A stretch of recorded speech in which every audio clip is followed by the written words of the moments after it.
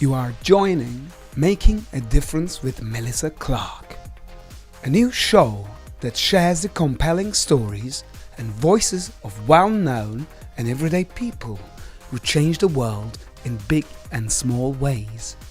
Enjoy our guests, call in, or just listen to be inspired. For this show was made with you in mind.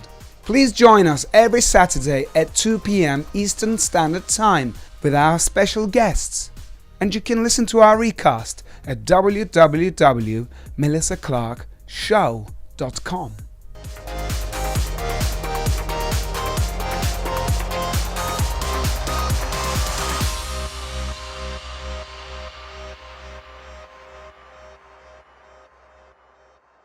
Almost a decade ago, Lena Kasparian was the victim of a domestic violence relationship that ended in an accidental death of her then-boyfriend, Mark. The media depicted her as a murderer, but the courts proved otherwise when she was released within 3 days. Her new book, 14 Millimeters, will tell the tale of that day that will forever change her life. She is a talented, award-winning fashion designer, mother, and advocate for domestic violence. Take a look. Lena, thank you so much for joining us today. You're in Sydney, Australia. I'm here in New York City. You're in the future. I'm in the past. How are you? I'm good. Good evening to you. It's 9 a.m. here and just sent the kids off to school. And yeah, pleasure to talk to you. Thank you very much. And I'm very grateful to have you on. Your story is unique, and we're going to go into it. So kindly tell us what happened the morning of May 1st, 2011. Oh, wow. Well, we woke up. It was a Sunday morning at home, and it was a beautiful day, actually. And I decided, to go get my nails done. And we had a family event to attend in the evening with my partner's side. So, the morning started as normal with my ex-partner, who has passed away now. Started drinking, and me taking care of my children and doing the normal chores at home and washing and all that stuff and getting them ready. So the day started out as normal as can be. And we headed off to this event later in the afternoon, and by the time we got there, he was pretty drunk. So yeah, and then everything else just sort of spiraled down. How was his behavior at the event that you went to? Did anything trigger off? Yeah, look, I knew what he was. His character shifts, his temperament changes when he's drunk, and I think a lot of women out there who have experienced, a drunk partner would understand what I'm talking about. It's like an alter ego when they get drunk and they turn into this completely different person. And I was trying to sort of control it because I was embarrassed, and I was trying to make out everything was fine. So you're playing this whole facade game of trying to maintain character and trying to maintain, control over the whole situation. But inside you're dying because you're thinking, oh my God, everyone's staring. What are they thinking? We've got to get out of here. And yeah, he was pretty intoxicated, really bad. But yeah. So now you head home? We headed home. It was a very difficult ride home because it was about an hour's drive home. So it was pretty horrendous and just exhausting. And yeah, he was pretty abusive on the way home. And I knew that he was just not himself. I just felt really uncomfortable and scared for the children because I had to drive, obviously. Right. And I did pull over on the freeway a couple of times and just got out of the car and demanded him to get out because I just didn't want to continue on the journey home with him in the car. It was just that bad. And we got home and I locked him out of the house, just telling him to cool off and try to, you know, calm down. But that didn't work. It made matters worse. And yeah, I don't want to give it away too much because everything I've written in my actual book Yes. that I released last year, late last year, you know, I've done quite a lot of TV interviews and so forth as well, but I don't want to get into the story too much right now. Sure. I don't really like to talk about it too much these days because it just sort of brings back all the emotions, and it's some things you just don't want to relive. Sure. Mm. My question to you is, because this episode is about domestic violence, I saw on your 60 Minutes episode, did he ever get physical with you before? Yeah, he did. It was more pushing and shoving and throwing things at me and punching the walls and trying to scare me and intimidating me. Mm-hmm. You know, breaking big vases and throwing plates at me, and, you know, very physical, very verbal. The bullying was extreme. And the thing is, with people that are alcoholics who drink to that point of, you know, knocking out and going into basically like coma and waking up the next day and not knowing where they are, what happened, has no recollection of what happened the previous night. And that was, you know, a pattern. And Right. it just kept happening more and more. And, you know, he would wake up and see, you know, holes in the wall and torn clothes and glass everywhere. And he'll just burst out into tears crying, "What have I done? What have I done? And I'm so sorry." So you sort of feel obligated to feel sorry for him because, well, first you care and love them. And you feel confused because you don't know if it's going to stop, if he's going to change. You're just hopeful. And then the pattern just continues. Right. So a lot of women like myself probably either feel trapped in this scenario or feel ashamed and embarrassed. So they don't want anyone else to know what's going on. So they try to hide it. So it is a very strange situation to find yourself in, because I never thought ever in my life me being in such a situation and anything like what I've experienced happened to me. Mm-hmm. You know, I'm a strong, independent woman, and how did this happen to me? You know, and it does. It happens to the most random people. It's not unique anymore. It's very common, and that's the scary part. It's common this whole year as well. Domestic violence is at its high. How long were you with Mark for? We were together for about a year. Mm. And we moved in together just after 6 months. I was separated, he was divorced, and we decided, you know, let's move in together and start our new life. But, you know, the beginning, it was all good and exciting. And then the drinking took over and everything changed. And you said he was on drugs as well? Yep. He was mixing quite a lot. And I think that had a lot to do with his psychedelics, and he was just, you know, all over the place. He would take cocaine, not in the house, obviously without me knowing, but I'm not an idiot, I knew. Right. He would drink heavily, then take cocaine, then drink more, and then smoke weed to sort of bring him back down. And then he would take Xanax. I mean, Xanax will knock you out for a whole day.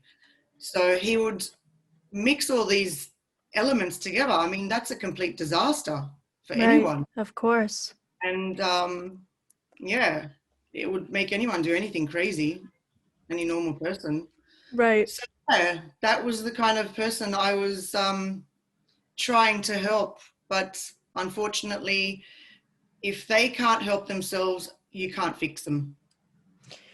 Now, I totally agree. Now, did you ever tell him to leave, or did you break up with him a couple of times? Yeah, I did. I did demand him to leave. I packed his suitcases quite a few times. I called his family saying I can't deal with him anymore. He needs help. He needs professional help. This isn't a woman's job. I've got 2 kids to raise. They were young at the time, 4 and 2, and then they were 3 and 5. Mm-hmm. It's just, it was too much for me to handle, you know, raising 2 babies, single, getting divorced, dealing with my ex-husband and all that stuff, and trying to make a living, trying to work, trying to earn some money to pay the bills that, you know, I had to start from scratch. And then I had to deal with him and all his issues. And the family was like, oh, you're doing a great job. You're an angel. We love you. Keep going. It's like, this is not a job. You know, his family, his immediate family, his parents live in Lebanon. Right. So they weren't around. They weren't in the country. And it was just via, you know, text message and Facebook Messenger and phone calls. And I just kept getting brushed off saying, we can't come, you know, we're busy working and we can't travel. And, you know, giving me the thumbs up. You're doing a great job. Keep going. I said, he needs medical attention. He is, you know, to a point of suicide. He keeps talking about killing himself. He needs help. And I can't deal with this, you know. Right. So it's funny how the family kept cheering me on and calling me a guardian angel and you're a, you know, a beautiful soul looking after him. And then after he passes away, I'm the devil. It's just, you know, Right. blame. I mean, if it makes them feel better and if it makes them sleep at night to call me the devil and to blame me for what happened, then so be it. But I know in my heart I did everything I can to help him. But unfortunately, you know, it didn't pan out that way. But you know, blaming someone for someone else's mistake is just, it's just not nice. But Well, you this know, was in self-defense, and this really truly was, if you really look at all the evidence, this was an accident. I mean, yeah, you know, it's not like you put the whole knife, God rest his soul, but it was actually 14 millimeter, exactly what your book is called, and it just so happened hit him directly in the spot that it shouldn't have, and he perished from that. So your children were a witness that night, and your daughter actually spoke to the police. How did it feel to have them watch? Because he did actually, in fact, hit you with a saucepan, and I saw the saucepan, and it was dented. That's yeah. hard material. I mean, there must, don't believe in, you know, God or something great, because this proved to me that my experience and experiences in all this, there must be something out there, because I should be dead. You know, I shouldn't have survived what I was, the impact was intense. It was like, you know, if you watch a tennis player do some tennis serves, that first serve and it's just that big hit, he was literally doing that kind of serve, and I'd be blocking my head, and you know, my son would be wrapped around under my leg because he was 3, and my daughter would be behind him kicking him, saying, leave my mummy alone. And I'm just like, oh my God, if he misses me and hits my son, it's instant dead, like completely wiped out on the spot. Because he's not even there at that point. When you're looking in his eyes, nobody's there. No one's there. It was a demon. I mean, Sure. red top eyes, red face. He was just, I don't know what I was looking at, but it was not him. And you know, in that split second, you're thinking, oh my God, one of us are going to die tonight. My children are going to be like, something's going to happen. So I'm trying to protect my son. I'm yelling at my daughter, screaming, get away, run away, because if anything happens, she's only 5. She's a child, like Right. tiny. And he dropped the pan, and, you know, it's just, and then he went back for it and grabbed it again. So that's when I grabbed the knife to protect myself. But unfortunately, what happened was out of control. Maternal instincts, you just sort of try to find a way to protect your children, to protect yourself, and to sort of calculate the whole circumstance. And you do what you have to do. I had no intentions to harm him or hurt him. I was just trying to protect myself, protect my children firstly. And it's funny that you mentioned the children, because up until 60 Minutes interview last 2 years ago, no one mentioned the children. No media report, no journalist, no one ever wrote that the children were there. It was as if it was just me and him, and that I purposely stabbed this man. And and it was frustrating, because it really all depends on the media and how they portray the story, and it's what the community and society out there read and respond to. So it was really difficult, because people think that I was a murderer and I got away with it, or I'm a psychopath, or I did it on purpose. It's like, no, the story hasn't been told properly, and that's what made me write this book, because I wanted the truth out there, because I wanted to protect my children, and I wanted to make them understand this is what really happened and this is who I really am. And I think my story would also help other people out there as well who have experienced something similar, or if not worse, because there's a lot of cases out there that are 100 times worse. Sure. And it's amazing how much good response and positive feedback I've received from the book, which makes me so happy. And the emails and the letters that I receive from people who either have experienced something of domestic violence, abuse, or whatever, or alcoholism, drug abuse, and the people I meet, and it's just extraordinary. I even came across a woman who is actually dealing with her own case. She's an English woman who lives in Perth, and she is dealing with a court case that her partner tried to kill her and her parents in this domestic incident, and she survived. Her parents survived, but they all came out with concussion, cracked skulls, broken ribs, the works, and it's a miracle that they survived him. So she's dealing with what I had to deal with the whole court system, and she's got a copy of my book, and every now and then she'll send me a message and write to me, or text me, and she has my book by her bedside table, and she sent me a photo once saying how my book gives her comfort. So every time she wakes up in the middle of the night and feels anxious, she just looks at my book and maybe flicks through it, and it sort of calms her down. So it inspires her to be able to keep going and have that strength. So I think, that gives me so much honor and pride, that me putting my story out there, the truth, and it gives other people the strength to keep going. I think that's just remarkable, and I'm so proud of myself for that. Yeah, and we're proud of you as well. I wanted to have you on the program because you went through a lot of emotion, experiences. So my question to you is, in the 60 Minutes interview that I saw, which was lovely because it just gave a whole bunch of information, when the cops arrived, you're looking for help. You need help. Something just happened, and now this man, he can't breathe. He's on the floor. Nobody's helping you. So how did you feel? Because it's a helpless feeling. So how did you get through that circumstance when the cops arrived and you're asking for help? Oh my goodness.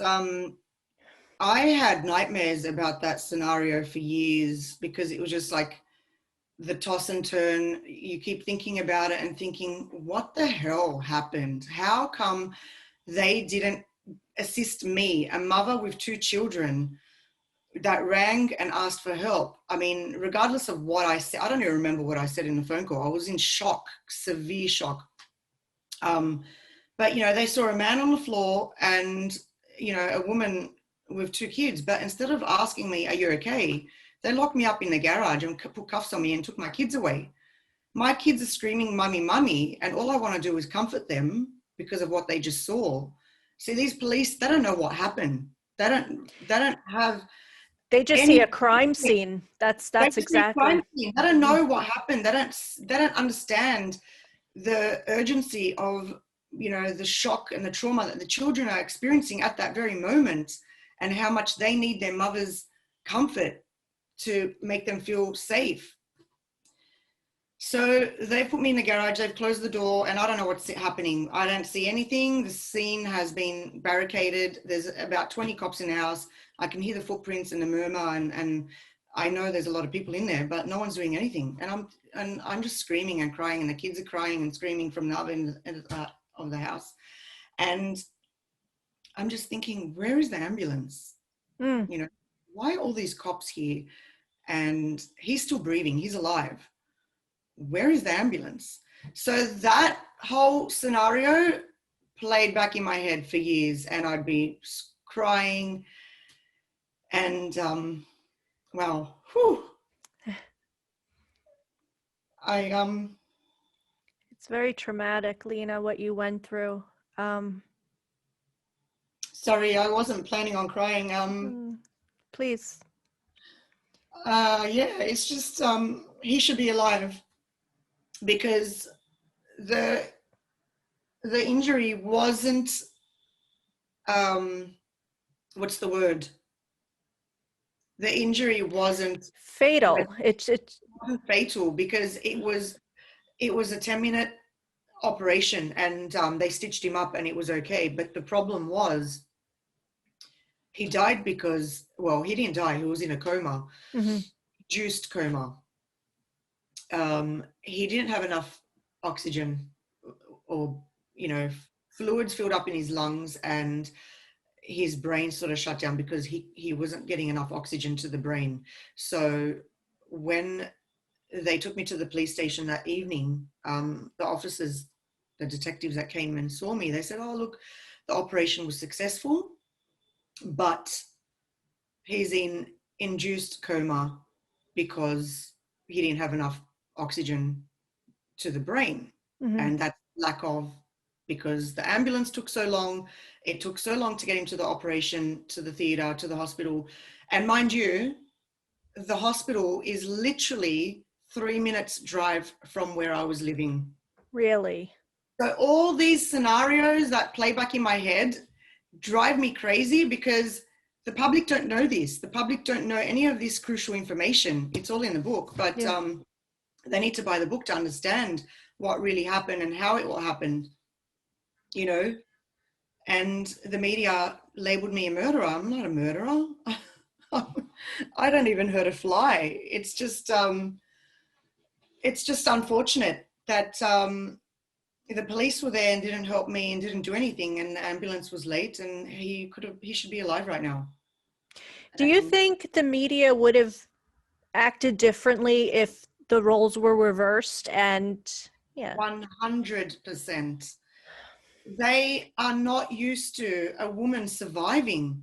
They are not used to a woman being the hero. They are not used to, portraying a story in a way that, hang on a second, she's the victim, but she survived. How do we play this out? What do we do? I mean, the media has always found a way to sabotage, to use defamation, to use negative information to sell a story. I agree. And that's just the way the media works. And that's what sells stories, gruesome, horror. And she survived. It was an accident. He should be alive, but he's not. What do we do? We can't say the ambulance was late. We can't say the police did nothing, because we need to protect them. She's just a victim. But Lena, did you really survive? I mean, every day. Is this survival? I mean, you know what? I don't want to be a survivor. I want to be able to live. And surviving is a constant hustle and a struggle. And, people today, in today's world, with all this that's happening in 2020, with COVID, with, businesses shut down, we are all just surviving right now. We are not living, because to live, it's called comfort, to have no stress, to enjoy life, to be happy. But no one's happy today. So I have literally been surviving for the past 10 years, Yeah. just trying to make, you know, everyday work and, you know, starting a business and raising the kids on my own and dealing with everything and all the emotion and handling everything. That's just not, it's not living, but I have no choice. I have to just get on with it. Is there a day that goes by that you don't think about this, where Yeah, just one day you just forget? yeah. Up until someone will email me and say, "Hey, can we interview you?" But Lena, I'm trying to promote your book to help people. I know. Look, I'm happy to talk about it. Not Thank all you, the time. Lena. Sometimes it just like it brings up the emotions, and then I just get all like I feel run down. Like it's an exhausting emotion. I can't explain it.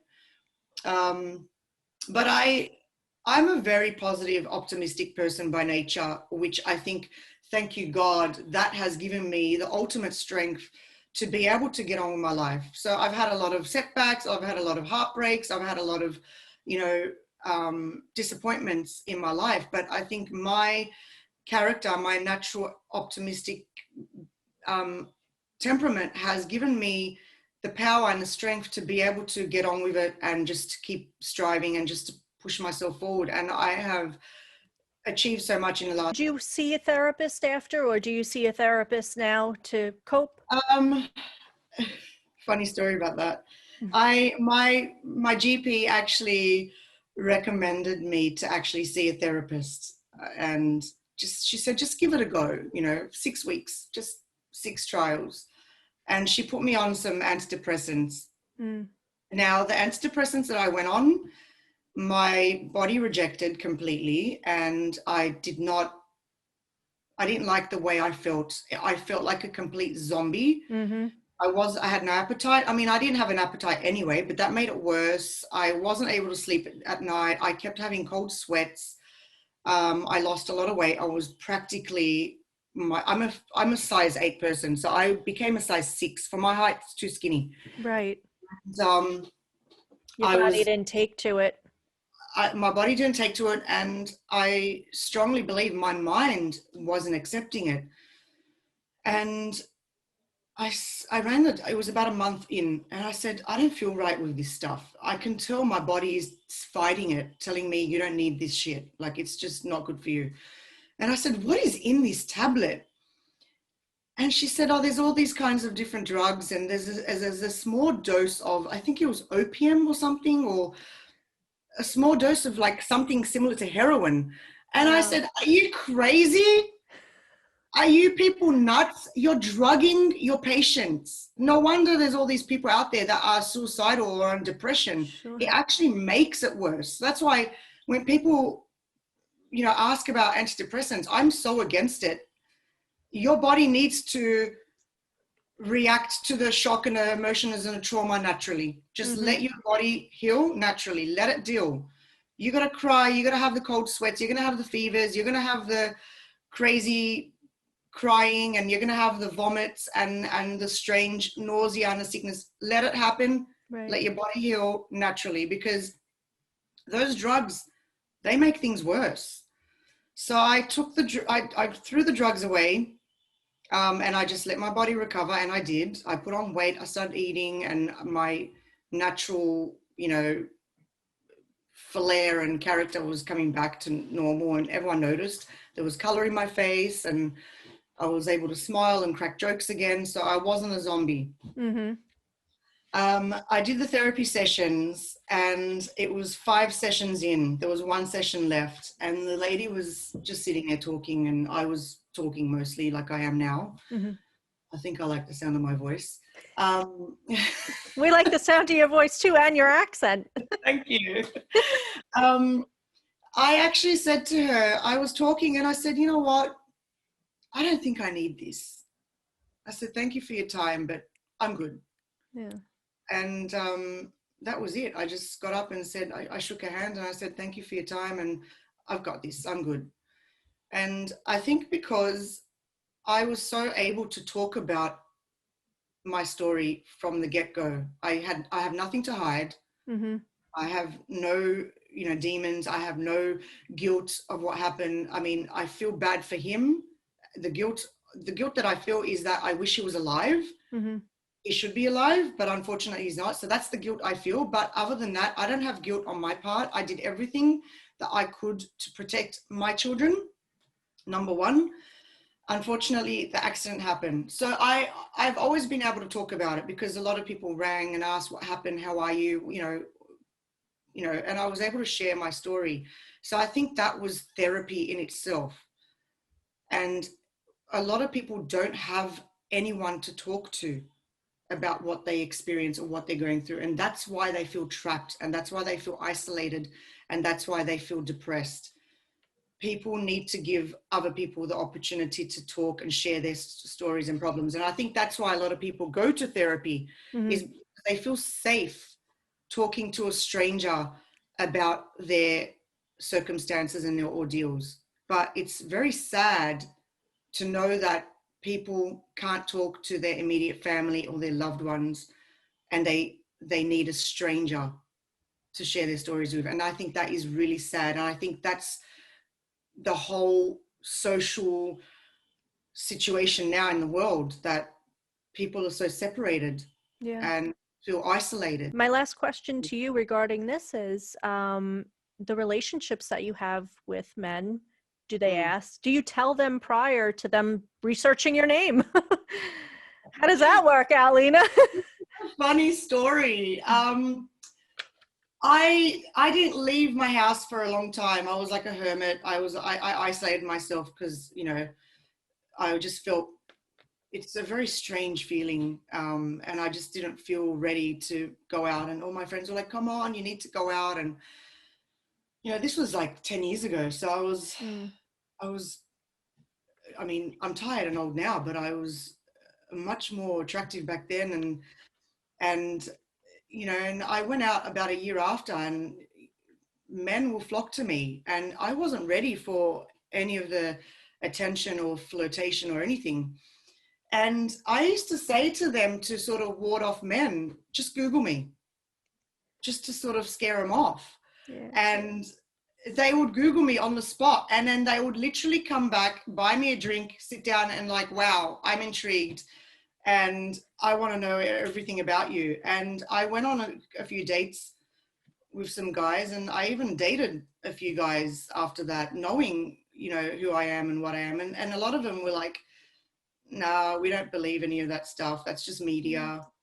We can see the real person you are. And so it never really affected my dating life. And I never really had any struggles or issues, to be honest, dating or having friendships. And I've made a lot of long-lasting friendships with a lot of men who became really good friends. And I mean, I can't say I didn't have a stage in my life where I hated men and I was angry, right? Because I did have that too. You go through stages.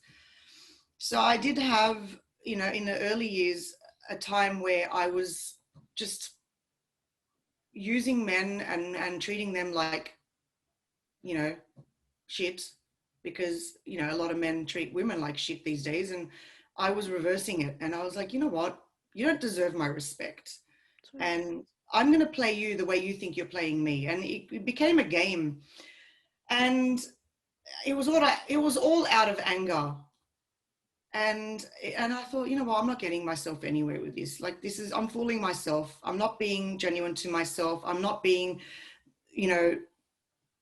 true to me. I'm not being a lady. It's not helping me. It's not helping my ego, and it's not going to get me anywhere. So I gave that, I called it quits with all that fun and games. And I decided to just sort of focus on my business. So I didn't really date or, do anything for a long time.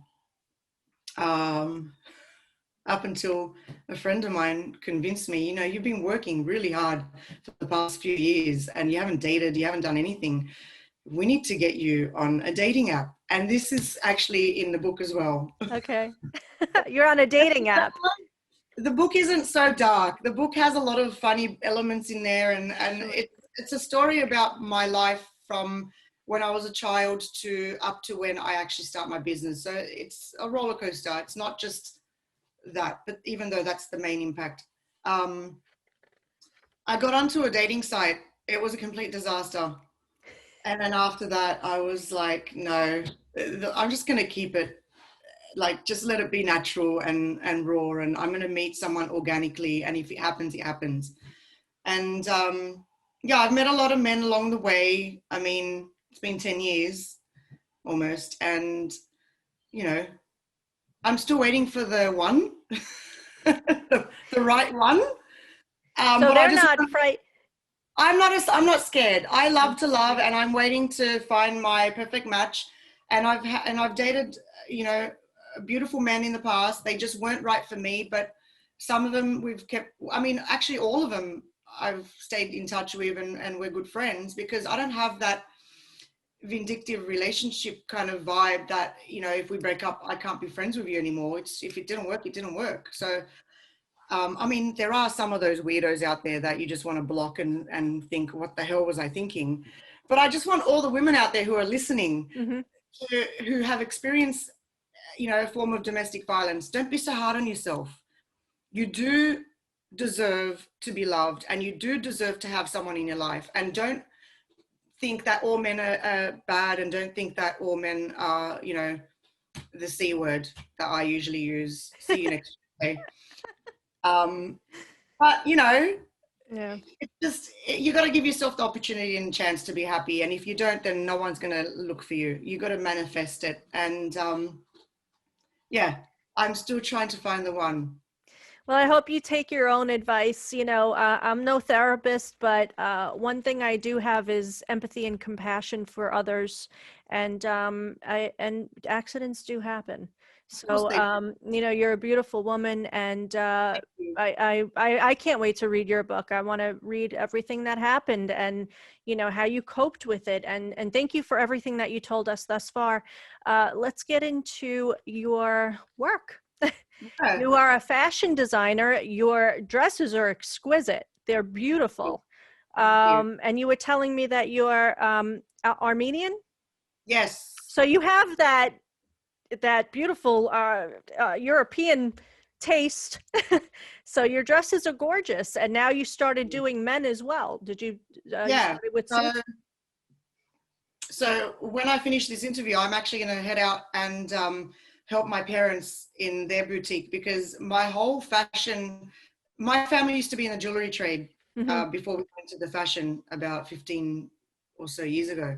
And, you know, after I separated from my husband, I started helping my parents out in their boutique. So they import brands and gowns and stuff like that. So I started doing a lot of styling and consulting in their boutique. And then a lot of the customers kept asking me, you know, you're really good at this. You've got natural flair. You've got good taste, style. Why don't you start your own label? We will buy from you.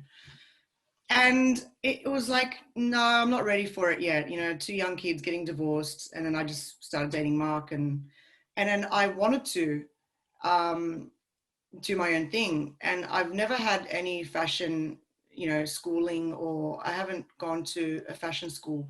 It's just all natural. And I went to New York to visit another friend of mine who's Armenian, lives in New York, and is a fashion designer herself. So I stayed with her during Fashion Week. I believe it was 2013 or 2014. I don't remember exactly the year. It's all in the book as well. And that was where I clicked and thought, you know what, I'm going to do this. I already have tons of sketches of my own designs, and, you know, and I'm going to make this happen. So then when I came back, I decided to just let the game begin, and just started pursuing my own personal career. And it's such an adventure. It's very challenging because it's a very competitive industry. Yes.